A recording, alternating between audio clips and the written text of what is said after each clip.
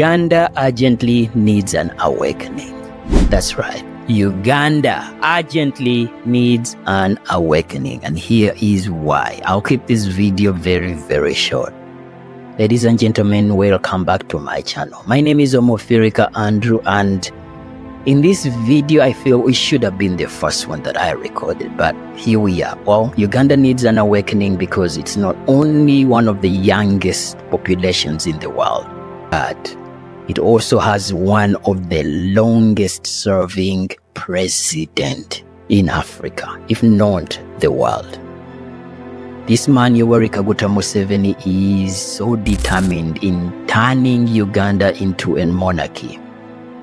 A man that despises any form of opposition, yet pretends that Uganda is a democratic country. Imagine all the resources that we have wasted in every election cycle just to pretend before the entire world that we are indeed a democracy. He was so confident, and he has always been so confident in promising that the opposition in Uganda will be normal.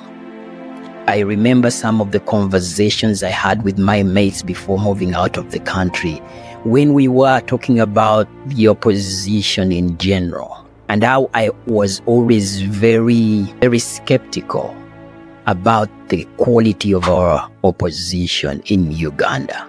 Despite all the killings, despite all the abductions and the iron fist of the police and the army when it came to demonstrations, and how some of these opposition members were whisked away, arrested in some of the most brutal ways. It almost felt that we are in such a huge theater that we could not really comprehend at the time. Now looking back, some of these reasons that I could not put a finger at in explaining how can a country that is only performing to show the world that there is an actual opposition go to these extremes in killings and imprisoning of people and even torturing some of the political prisoners. Well, it was hard for me to answer that. But I have noticed one thing, especially if you are to look into the current events of many opposition members, some of the individuals that I trusted so much, that I at least pointed a finger at and thought had my reservations that these were true opposition. We're looking at Kantuntu.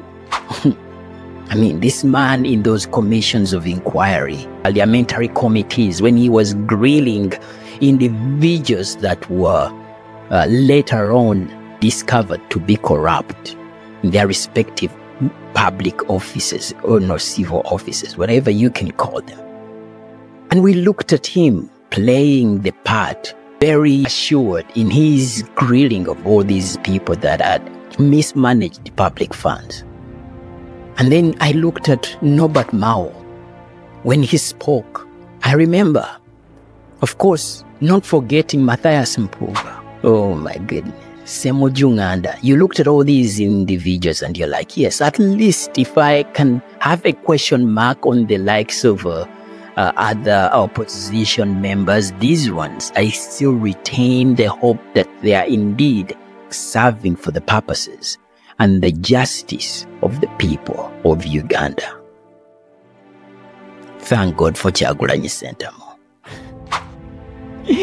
I think what we needed was someone that was outside the status quo.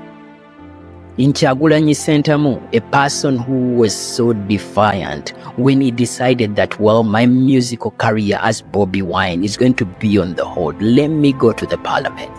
I remember him winning the Chadondo East parliamentary seat, and he stated defiantly that if you do not come to the ghetto is coming to the parliament. Many have continued to castigate him as someone who is just a drug addict, as someone who is playing to the camera, as someone who is shooting a documentary even when he has just experienced a near-death situation. And that is not even just only once. It has happened to him thrice. When they killed this driver in Arua, all his haters are quick in ignoring the fact that there's been an attempt on this man's life ever since he decided to be this courageous. And he has continued. And in a way, I think that even after his victory as the president of Uganda in the last elections was taken away, I think it was needed for everyone to first and foremost look through the opposition and identify who has always been a fraud. And this, my friend, is why Uganda needs an awakening.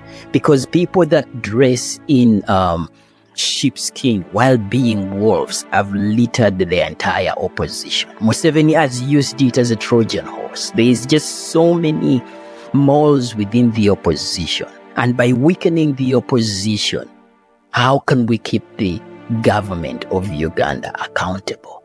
Why is Museveni so determined in getting rid of anyone that calls for accountability? Isn't this what democracy entails? Why are we so comfortable to the crimes against humanity by the government of Uganda? Why? Why have we become so comfortable to the fact that whoever gets audience of the president of Uganda, and therefore they are bought out, they are paid off to change their tune at the expense of dilapidated buildings in the hospitals across the country, at the expense of the fact that we cannot even afford to keep our medical interns at their workstations, to the point that roads only getting worse in the country. The city of Kampala, if you are to get into our city, you would think that it is not even the capital city of a country. Why have we gotten to this point? That someone is celebrated because they have been paid off. Why does Salim Saleh wield so much authority in the distribution of money among entertainers? And why are we accommodating these individuals as family? Because they come home with a loot that is supposed to be apportioned for, let's say, at least a cancer machine in a major hospital. Are we this blind that by taking this money, it might not even be enough to save your own mother if she succumbs to terminal illness, and there is no way in any government hospital that yours truly can be attended to with the sort of quality health care that is necessary for them to at least have a chance at life?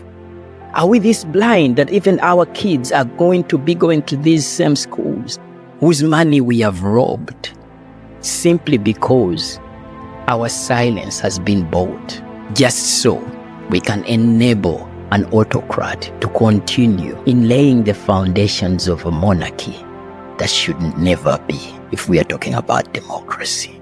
Are these leaders of within the opposition that have always pretended to be for the people, are they cautious of the fact that these positions they attained on the account of the blood of young people that have always been determined in campaigning for them so that they can win their positions in parliament, only for these individuals to turn their back? Look at the trail of blood that follows these individuals now that they have decided to join the main tormentor who killed their supporters that were very, very convinced that these men and women are the ones to demand the sort of accountability that is necessary for everyone in Uganda, and for justice to prevail, and for all these institutions that have been put in the armpits of Yoweri Kaguta Museveni to be reawakened.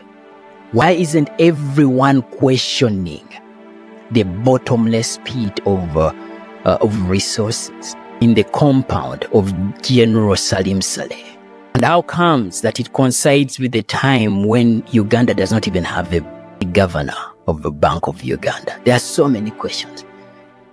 I can go on and on. I can make this video the longest that I've ever made. But at the end of the day, with every question comes an urgent call to action, which is Uganda needs an awakening. And if we do not wake up, then the plight of our great-great-grandchildren is in our hands. It's on us. That's what it is.